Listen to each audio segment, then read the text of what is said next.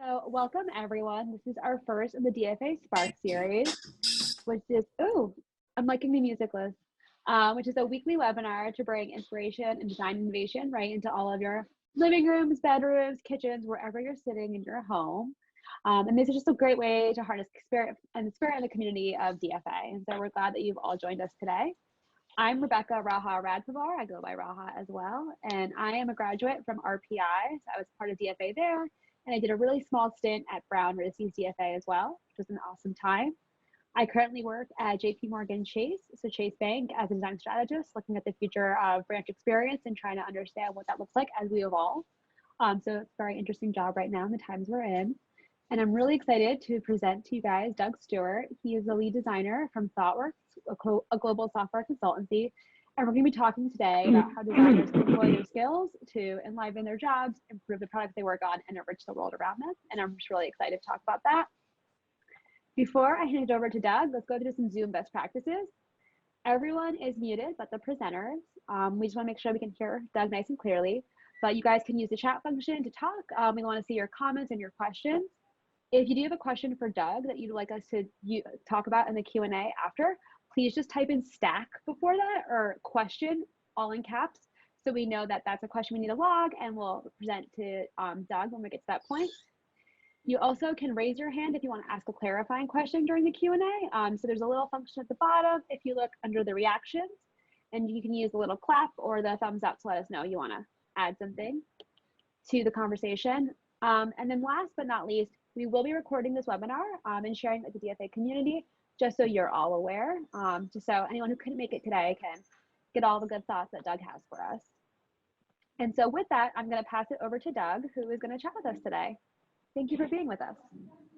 Thank you. Hi, everybody. I'm Doug. I'm going to share a screen with you. We'll make this like a proper presentation with a deck and everything. Thanks, everyone. My name is Doug. I am a product strategist and designer. I've spent the last 7.5 years at Thoughtworks. That's a global tech consulting firm. We mostly focus on big enterprise clients, but we do help a lot of startups and smaller companies as well. And additionally, the thing that makes Thoughtworks stand out for me as far as a larger consulting firm is we do a lot of work for focused on social and economic injustice. So we do a lot of tech work gratis for grassroots orgs. Personally, I've worked in all of these industries in my time at Thoughtworks, as well as some others. And I've worked in the US, Canada, the UK, Switzerland, Singapore, China.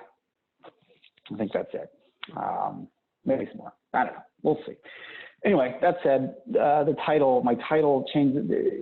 I don't like titles so much. I just call myself a helper because I find that more and more my job entails less doing what you would call quote unquote proper product design and more helping orgs to do product design. And we're going to talk, so this talk will kind of be filtered through that lens a little bit. So what are we talking about today? Over the last decade, I have seen most industries go from having non-existent design practices outside of maybe their marketing departments. And then that's where they started.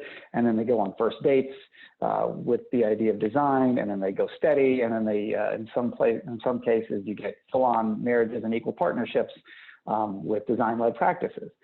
But the fact of the matter is that most organizations are not on the far right on that yet. And there are a lot of organizations that are design-led and have, real real practices that are complete and holistic within business and tech and design, right? And it's really, really, really hard to get there. And so today we're going to talk about that and what we as designers can do to help with that. I'm sure that if you've started work at a place, or if you're going to be starting soon, for the most part, you're going to find that your work, you're going to come in fresh-faced and bright-eyed and bushy-tailed and ready to design the shit out of everything. and you're going to find that it's difficult, not just because design is difficult to do in general, but because you might have to fight for that amongst your own organization. So let's talk about why that is and what we can do about it. So I'm going to spend about 80% of the time I have setting up an argument, and only about 20% spending time talking about some of the things I've done to address the problem. I happen to think this is generally how good design works anyway, that you need to spend most of your time defining your problem. The designing the solution part is less important. It's just as important, but if you set up your argument right, you set up your problem correctly, then the solution is a lot easier to do. Okay, so let's talk about client experience. And specifically the client and client experience. And I'm going to pause my talk already and say that when I say client, I mean whoever is the customer for your work. And the customer is almost never your end user for your work. Your customer is either the people who pay you and or the people who could get you promoted or get you fired. Right? So your coworkers and the people on your team. These are the people I'm talking about when I say client. These are the people that are going to make or break the work and make sure that you are successful, and who really you have a responsibility to make sure they are successful as well. Okay? So from the outside, most people think about design work as your design work as representative of a business, right? You're going to be doing work for a business.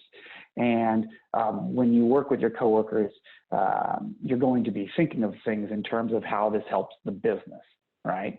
The things you're going to hear from your coworkers are business terms, so KPIs and profit margins and things like that, right? And so it's easy to forget that businesses are made up of people, right?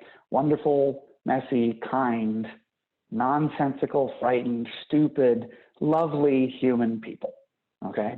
And people, even the ones that work with you, have very real needs that don't often align with the needs of their employers, right? With their place of employment. And when we try to ignore the fact that the people with whom we work have these needs, that don't align with the needs of the business for which we're employed, that can often exacerbate the frictions that make our job as helpers difficult. So I want to talk about how to deal with that. I got hired by Thoughtworks, and I've worked in other places as a user experience designer. So most of my time has been spent advocating for customers. And I have techniques, which I'll talk about shortly. But the point here is that the foundation of what I do in my job works for my clients and can work for your coworkers, as well as your customers, right? As well as your the end users that will use the product that you designed for, right? So if we start thinking about our clients, if we start thinking about our clients this way, it makes our job easier, okay? So how do we advocate for people? We have to understand their needs and their desires, for that matter. I don't have a lot of time, so I'm going to conflate the terms needs and desires right now. We can break them up later if you want to talk about it. But we need to understand people's needs.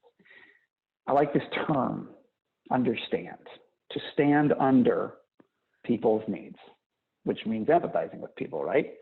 You put yourself in a subservient position with the eventual goal of making other people's lives better, making other people more successful. And depending on your outlook, you could see that as a sucker's game, or you could see that as something noble. I obviously believe the latter. But either way, it's a really, really, really hard thing to do. And it's hard in large part because people are often unclear about their own needs, or at the very least are not upfront about those needs, okay? So let's talk for just a minute about this through the lens of Maslow's hierarchy. I'm sure you're familiar with Maslow's hierarchy, but let's look at it in the context of employment, just the context of a person's job, okay, and all that that entails. So at the bottom, psychological and safety, you have some skill set, right, that you do for a job. You have basic tasks for which you're responsible, and you do these so that you don't get fired. And you do them for money, right? I know that most people want jobs that entail things more than just getting money, but at the end of the day, if you hand most people $100 million, they're probably going to quit the job that they're in now, right? And likewise, if you stop paying them, they're not going to work for you. So we know that at the end of the day, the very base of this pyramid, you do a job, you do it for money, and you do enough to not get fired. None of that is sexy, but that is the safe stuff, right? And then you get to the level above that, the social level, right? This is where you start to get basic job satisfaction. A lot of that's the day-to-day interactions with fellow employees. There used to be this thing called where you would work with people, like physically together before the world went cuckoo. Maybe some of you remember that, where you'd have water cooler talk, right? Or you would have groups of people with whom you could go out to lunch every day. Now we have, virtual happy hours and things, which is fine, but it's the same kind of thing. So you find the people that you like, maybe you become fairly close friends with a couple of them, right? You complain about your boss, you talk about, I don't know, the kids, the weather, whatever, and you get to know people, and that's your social level, okay? Second to top, you've got a reputation. This is your esteem, okay? You want to be good at your job, and you want people to know that you're good at the job. This is how you get the raise. This is how you get the annual bonuses. This is how you get just general recognition, okay? The title on the business card. And this is important to people. And then at the very top, this is where you actually get to be important. You get to have some say in how you do your job, okay? You get to experiment with new tools or new processes or whatever. And you get to take your particular genius and use it to shine for the betterment of the company and thus the betterment of you, right? The higher up you go, especially in this top level, this is fraught with risk, right? You get to experiment when you get up toward the top of this thing, but those experiments have to pay off at some point. If they don't, there can be consequences. You can get demoted, or worse yet, you could get fired. And then you have to go to a new organization and start all over, setting up the base of the pyramid and working your way up, right? I find that designers, because we think about how people work, spend a lot of time thinking about the top third of the pyramid, okay? We focus our energies up here, and it's natural for us to think about work in this way. But I find that a lot of people at a lot of organizations don't spend time thinking about the top level because they are less, or they're more averse to risk, I guess we could say, right? So they have a job, and then for a lot of people, this is just a way, it's a way to make a living, right? It's not miserable, right? But it's maybe not the thing that it's not their dream in life, what it is that they're doing, this job, right? They're just doing this mostly for the money, and then the fact that it's not miserable. So they're spending their time down at the bottom. So when organizations with people on the ground start to try to bring design into things, it can make these people who are working this just as a job, it can make them anxious, okay? The people with whom that are on the ground, with whom you have to work every day, right? They can see what we do as threatening, because we're going to come in here and we're going to overturn or try to overturn everything that they've known, right? Instead of talking about the needs of the business, we're talking about the needs of the customers, right? We're going to use fancy new terms, and we're going to talk about design thinking, and we're going to want to test everything that everyone says with the users, right? Do all this usability testing. And this makes people anxious, which can make them lock up. And this is problematic because we need these people, okay? A lot of them have been here for a long time, and even if they need to change their work habits, they still are the ones who have the subject matter expertise, the inside baseball knowledge that we as designers need in order to do our job well. So my primary argument here, the thing I'm setting up, the idea I want you to take away for your consideration, is that we take the tools that we have as designers that we use to better understand the users, and we use those same tools on our coworkers and our clients, okay? This is the idea. This is the message, that there's no difference between your customers and your coworkers. So how do we do this? How do we better understand our coworkers, right? How do we understand our coworkers in a way that allows us to do our jobs to the best of our ability? Well, we need to start with finding common ground. We need to get on the same page with these people quickly and as quickly and painlessly as possible. And the easiest way to do that is to build up trust, okay? So what makes a person trustworthy? It's complicated subjects. I'm going to take a shortcut here and say that familiarity breeds trust. It's the whole idea of like electing a president with whom you'd want to have a beer, okay? We tend to trust things that we recognize as something already in our world. So we need to become familiar with our coworkers. How do we do that? Well, I have a process I've used in the past to get myself up to speed with users, and I can use that with coworkers as well, right? And this is a thing that you've probably all seen in some other form before, right? This is the process that I use: research, synthesis, ideation, and whoops, did I just lose the whole thing? Oh, sorry. Okay, and it's circular, right? So this is a thing that that you've probably seen in like the build, learn, the build, measure, learn loop, as well as many other loops, like the design process, right? Today, I just want to focus on synthesis, okay? This is the fun part for me. This is the part where what I do is I try to take data and turn it into something useful. So there are 4 different groups here: data, information, knowledge, wisdom, right?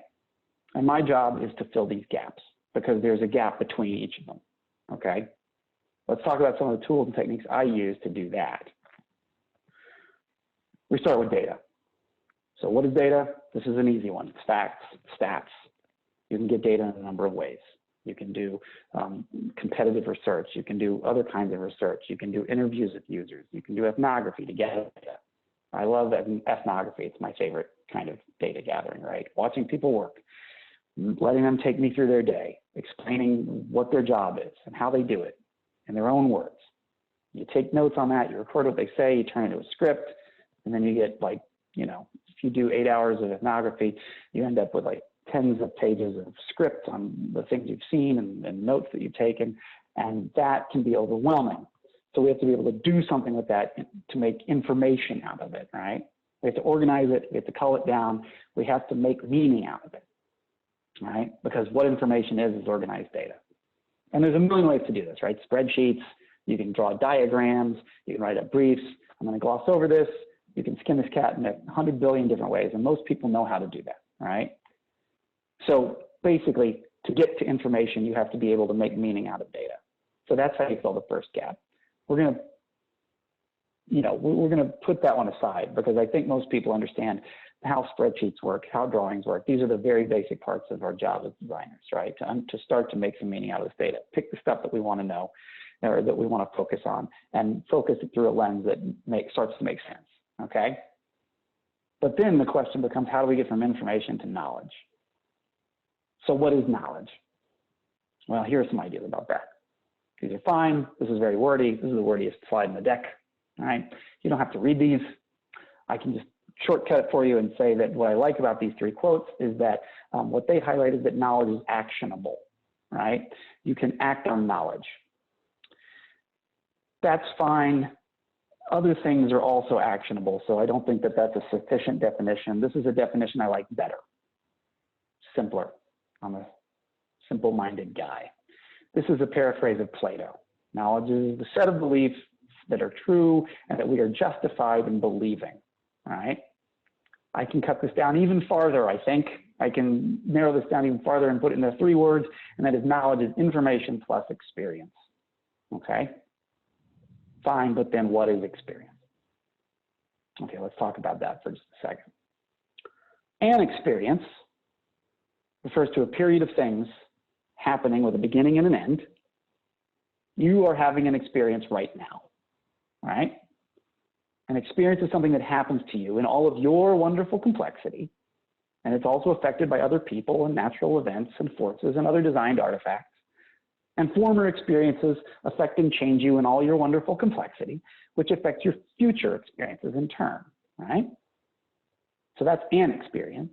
And then experience in general, basically it refers to the constant stream of inputs, outputs, processing, awareness, and self-talk that occurs during conscious life. People who spend a lot of time on a job get a lot of experience. And it's hard to transfer this experience to people, and that is because of this element of time, right? You can't fake time. It exists as a constant, right? And if you've ever onboarded with a team that's been around for a long time, you know what I'm talking about, right? They have years of experience. You come onto the team, you try new things, and they're like, yeah, we tried that, 9 months ago, and it didn't work, and here's why. So what we have to do is to try to get this experience as quickly and as painlessly as possible without having the luxury of time. So what can we do for that? Well, how do we emulate this experience? How do we fake time? I have these processes I put under the term experience scaffolding. The idea here is that we're supposed to get a sense of the experience that our coworkers had without building out all the details, much as if you put up the scaffolding of a building. You get a sense of the size of the building without actually having to build the building, right? And there's a lot of different ways to do this. There's a lot of different techniques you can use. Telling stories, changing scales, shifting placements, right? So here are some. Personas. Everybody understands what personas are, right? They're like sort of a generic idea of what a person is, right? And we do this for our customers. So again, we could do this for our coworkers. I'm not going to get into what personas are. Everybody knows. There are other things, right? There's these kinds of process diagrams, okay? And process diagrams are basically like how some kind of system works. You can do that same thing for your organization. If you understand how your team works inside of a larger organization, then you're going to have a better sense of knowing what buttons you can press to be more effective inside of your team and how your team can be more effective inside of your organization. And likewise, you can do all kinds of zooms, temporal and semantic zooms, where you take that process map that you have and start to zoom in on particular parts. Where are the pain points on particular parts that you could focus on to improve things? Can you back out and look at how your organization compares to its competitors and where that fits inside the world of like regulation? What laws do you have to follow for certain reasons? Does it make sense? Why are those laws set up? If you can start to understand these things, you can have a better sense of what your organization actually does. And when you do that, you have a better sense of what you are capable of doing and what changes you're capable of making. All right? And when you start to do these things, you start to get a sense of other people's experiences. And when you do that, you appreciate them in a new light. All right? Before, maybe you thought they were inefficient or just stuck in their ways, and maybe you see them now and you realize that there are reasons they do things. And you can also shortcut which problems you might be able to solve and how you might be able to be a better designer on a team, right? And you empathize with them. And that's how you're going to get from knowledge to wisdom. We haven't defined wisdom yet, but I'd like to think of it as knowing what's really important. And if our job is to help do a thing, help design a thing, we'll almost certainly have to empower other people to help us to get that designed thing built, right? And that is so much easier to do when you can understand their needs and empathize with them and gain their trust. Because now, when you work with these people, they are going to have experiences. So their experience is going to change based on the work that you are doing with them. And that's going to affect their knowledge. And that's where you have the opportunity to actually, truly change the way they work, right? So now you're not only working to advocate for the end users of the product you're designing, you're working to improve the lives of people you are working with, right? Who are helping you to build that product. So the product will be designed better, it will be built better, and you'll improve the lives of your coworkers, and that will improve your own life. This is a win-win for everybody, right? And gets us back to helping people in general. And this is about as close to a utopian situation as I can imagine us having. And with that, I'm at time. Thank you for that. I'm open to questions. Thank you so much, Doug. That was a great talk. And so we're now going to open the floor to some of the questions that we got from the group. I really appreciated too hearing about how you use this day to day a little bit, and I'm getting some of that color. And I'd love to hear a little more about like, how have you used this in your work day to day? Like, can you give us an example of one of the times that you pivoted and made your customer, your internal stakeholders, and really brought that to life? Sure. Situations? Yeah, I'm doing that right now with a client. I'm working with a large grocery chain, and one of the groups that I'm working with has a design practice that they have some visual designers who are doing UX jobs, and they will, and I'm not kidding, will spend 90 minutes every week doing feedback sessions where they will, and I'm not kidding here, 15 people will spend 90 minutes debating the color of, you know, an accordion menu header. And for me, that is, I don't care. I don't care what color it is, mostly, or in part. And also, that is an enormously inefficient use of time, right? Of everybody's time. It doesn't, I would much rather focus on, like, what is the problem that needs solving here? And is that this? And then is that problem even valuable enough to spend time to solve, right? So what I do there is I say, all right, how do we set up these meetings to be a little different? And what we do is, what I'm doing with all these designers in these feedback sessions is I've created a form that it's a three-part slide deck, really, where slide one is, what is the problem you're trying to solve? You know, and why is that valuable? Give me an example of how you are doing that, or show me the work that you're doing to solve that. And slide three is, what are your next steps, right? And then I take all of these designers, each of them have to spend no more than 20 minutes a week building out those three slides. And then they present, we all get together once a week and we present, and they get tops 1 minute to go through those three slides, right? So, and there is no debate, and there's no, this isn't, we've changed this from like this weird rambling feedback session to we're just going to gather information and redefine how we think about our work. So you have to tell me what the problem is, the solution you've chosen, and what your next steps are. And what we're doing is two things. We are letting everyone have a much better understanding of the problems that people are having. We're refocusing how they think about work, right?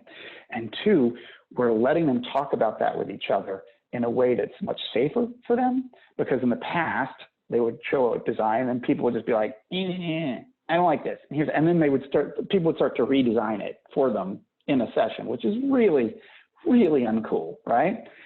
So this way they get to present, no one's going to say anything to them about this.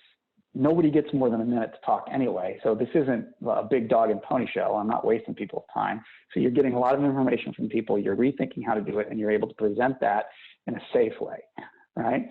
And once you've done that, now it changes the way they even give each other feedback, because now they know, like, if they define their problem well, and then I have a way to give them subjective feedback about, or feedback about why maybe their solution isn't the best fit for the problem, other than just, I don't like it, right?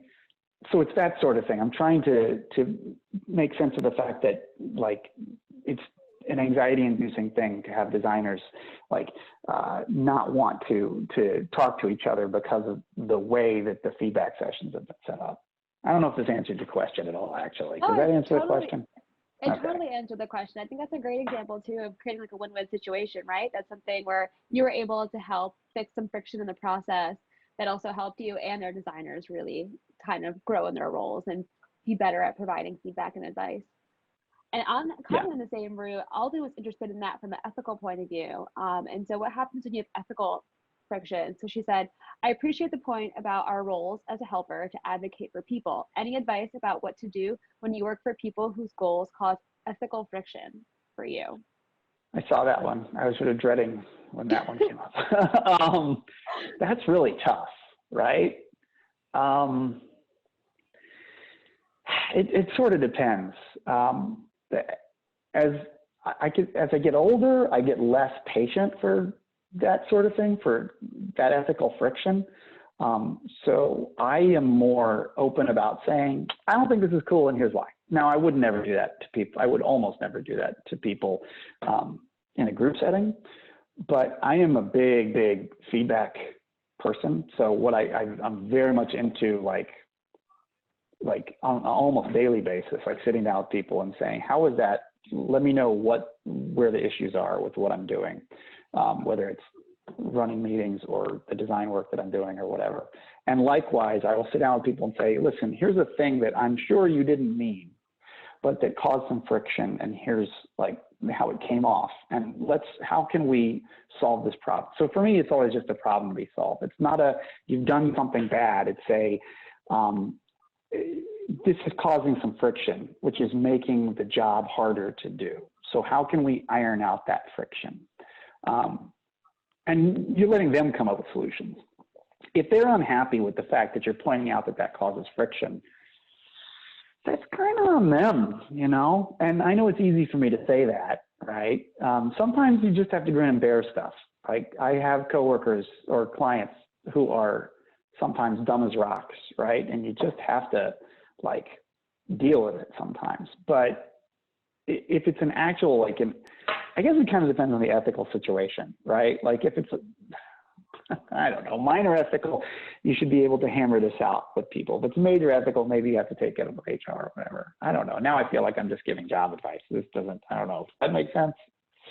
No, it totally does. And I think that's a really sticky area too, right? Because ethics and morals are very different depending on the situation and what's at hand. And so it is a sticky area, but I like your advice about like understanding like what is the ethical dilemma, and then sitting down with someone and saying like, okay, how do we solve this ethical dilemma and not making it something personal, right? Because the moment you make it personal, you can kind of usually shot your chances of having anything happen out the window. Yeah, I read a thing once that a guy said, never say to someone, you're racist. Always say, what you said was racist. Or, and if you want to even lighten it up from that, like, that causes problems. That can come off as racist, because what you're doing is you're stopping pointing a finger at them and you're focusing on this thing instead of them. So they're generally less like apt to put up those dukes, put up those shields immediately. And now instead of it being a personal fight that you're having, you're dealing with this thing, right? Which is easier to handle. So I try to find ways to do that with basically all the work anyway. It's like my company, I don't know if this is because of Thoughtworks or what, if this is a Thoughtworks thing or if this is a thing outside of Thoughtworks. It's this golden rule, which is basically we all accept the fact that everyone here is doing their job to the best of their ability, given the time and the situation that they're in, right? So we come to every meeting, every situation with that assumption that nobody here is not trying to do their best work. And when you do that, then you can, you know, if there's a problem, you're not attacking them. You're not saying they're stupid or whatever. You're basically saying, here's an issue with this small thing. Let's rectify this, and then we can all move on it and go forward. So. Totally. And it seems like you guys at Thoughtworks have built a really great culture around design and embracing that kind of ambiguity and working with one another on these problems in these ways and making sure that things aren't personal. But I saw that both Ramu and Bob had a question around how do you actually bring in this kind of thought leadership and design thinking into an organization when there may be traditional and not a digital native, and what kinds of ways or language do you use to get the buy-in that you need from managers and other people who are in leadership positions to make sure that your team has the opportunity to do this work really well and truly? Do you have any advice there? Yeah. In a perfect world, right, what you're looking for is, and this works beyond, I probably should have prefaced the talk with this. This is, I work with digital products mostly, right? But this works in all situations. There was a slide I had with what a good product is. And it's not like I didn't invent this, but like the three legs of the stool. You got design, business, and tech. Right? And tech doesn't necessarily have to be digital. It could be some kind of physical object that you're dealing with too, but tech, right? You have to have some artifact that you've built. The design is advocating for the customer. The product side is, or the business side is advocating for the business. You have to build things that people want, yes, but they also have to make money for the company. And they have to be something you're capable of building. Most traditional companies have the business part down, right? They've been doing that forever, so they know what makes the business money. And they usually have already, like IT departments have been around since, you know, probably before most of us were born, in some form or fashion, most of us. So you're coming into a place where they've got these two things, and design is not necessarily, I think you're seeing all businesses more open to this idea of design being an important thing, primarily because Apple has made $1 trillion, right? Apple makes $1 trillion, and everybody's like, damn, I want to get me some of that. And they're a design-led company. Well, then we should pay attention to this. So already, it's not that they're interested in design. Most companies are not really interested in design. They're not really, they think they've got it like, you know, the customer always comes first. They think they already are advocating for the customer, even though they don't talk to the customer. They, you know, unless it's like some, like they get the negative comment card in the mail and then they, you know, fire somebody and that's that. So what you have to do is you have to change the way you pitch your job and pitch design as a whole. You have to talk their language to them. I've seen more and more articles about the ROI of design, and I think that's good because you need to stop talking about, like, we do most of our work talking to other designers, and most of the blogs and most of the conferences, the design conferences and whatever, are just like, it's designers talking to other designers. It's just this echo chamber, right? And it's like you're convincing people who are already convinced. You're preaching to a choir. And we need to stop doing that. Like, my advice to designers is stop reading design blogs. Like, seriously, stop reading them and start reading business blogs and tech blogs, right? I don't think designers need to learn how to code, but you should know enough code that you can be dangerous enough so that when developers are like, yeah, we can't really do that, it'll be too much work, that you can come back and say, yeah, but what if you did this? You know, and you give them just enough knowledge that they will stop trying to pull the wool over your eyes. Likewise with business, you need to be able to say, look, it sure looks like these are the important things for you in your job on the business side of things. So let me tell you how I'm going to make this bigger or more efficient or whatever. And like, these are the techniques that I use to do that, but you've got to give it to them in their language. You have to provide the value to them. I know that's not a fun thing to say, because most of us become designers because we find business to be immensely boring, right? Like, it's like, I'm not really interested in making money. If I was, I wouldn't be a designer. I'd be a businessman or whatever. And that's not like, it sucks, but if you want to be a good designer, you need to be able to speak the language of the people with whom you work.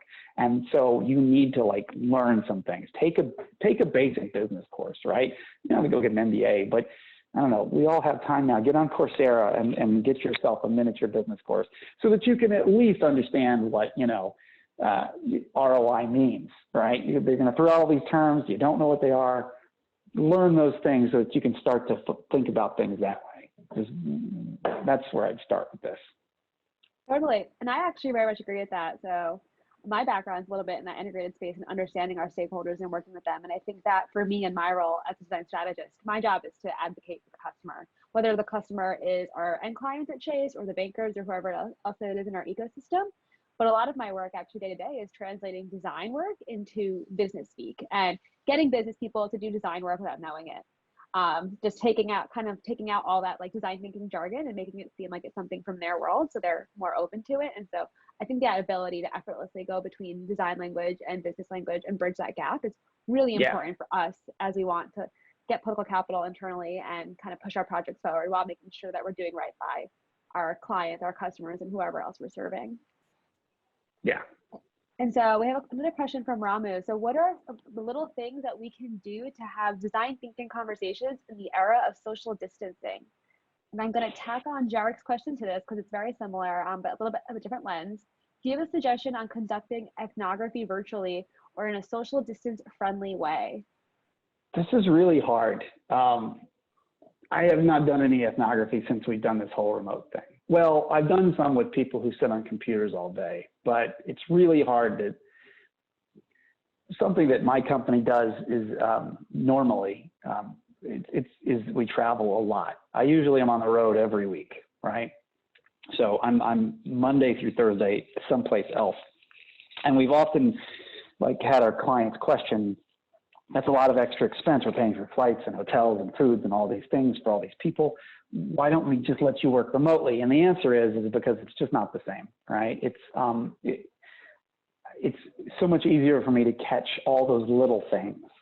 When I do ethnography, what I'm mostly looking for is where they screw up, right? I watch people do their jobs and I watch the mistakes that they make. So when they click on the wrong thing on a menu, or they go halfway out, like if it's a grocery store manager and they get from the office or in the back, office in the back to halfway to the aisle they were going through and they realize they forgot something, they have to go back.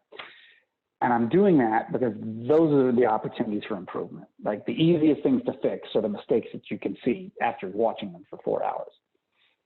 A lot of times you miss those things when you're trying to do that remotely.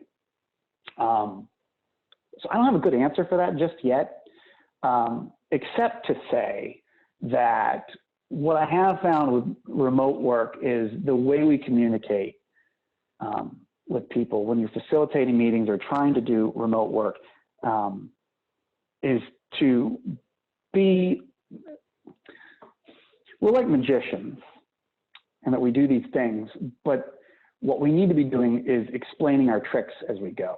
We need to have this meta conversation going on all the time where we're telling people, this is what I'm doing, this is why I'm doing it, and here's what I'm looking for. So as we go, instead of me just talking to you or having a conversation, like when I'm facilitating a meeting, when you're in the room together, you can sort of like work it out.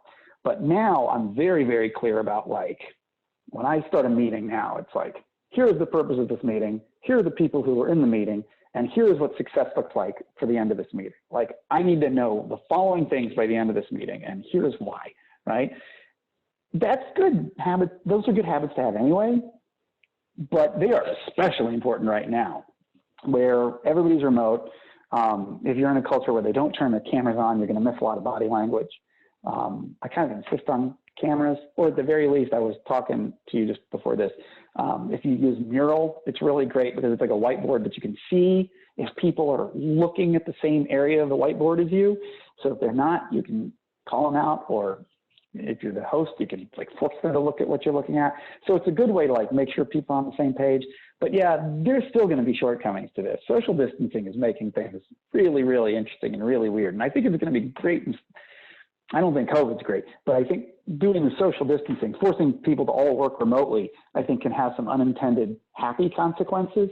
But there's still going to be some difficulties that I don't know how we ever get over. I think it's just going to be particular constraints that make our job a little harder in some ways. Definitely. And I think that some of this will kind of show us what's really valuable and what we do need to do in person, and what are those things that maybe could have been an email and not a meeting. Yeah. So it'll be interesting to see in the next few months what our reality looks like once everyone hopefully starts to go back to work. And with that, Doug, I want to thank you so much for all of your time today and for presenting to us and the DFA community as a whole. I want to do a quick plug for next week's talk. So join us next week for Jessica Helfand from the Design Observer. She'll be talking about her series of essays, The Self-Resilience Project. And then as always, join our Slack and our newsletter to keep in touch. And if you have any feedback or speaker suggestions for the series, please reach out to Alden. Her email is alden@designforamerica.com. And I believe she sends you most of your emails, so you should know where to find her. But once again, I want to thank you so much for your time, Doug. It's been great to have you. It's been a great conversation today. Thank you, everybody. Everyone, for attending. Have a good one. Have a great day. Bye. Thanks. Bye-bye.